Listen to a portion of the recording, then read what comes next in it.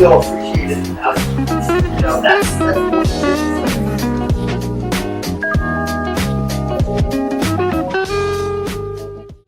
And the third and hardest one, I had no idea what I was getting myself into, was to be a mentor to the kids. Right, because it is, well, and I think that there's this certain way that, now, like you said, youth, they're sort of raised on technology. Right. And they look at sort of the idea of auto repair, and they don't connect those two things. And, once you start really talking, they're diagnosing Yes. what is wrong with that car based on, what the technology is Yes. telling them. They have to be able to read what the technology is telling them, and then they can fix it, right? Did you know that today's cars have an average of 30 computers on them? And more. Right. Well, and and at any point in time, at least 2 or 3 are not working the way they should be.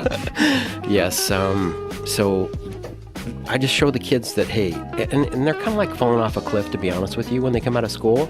They didn't have go-karts to work on, cars to work on with their dads. I understand people are frustrated about car repair because that was the culture. Hey, you know what, son or daughter, open up the hood. Let's work on the car this weekend. Right. So that's kind of missing.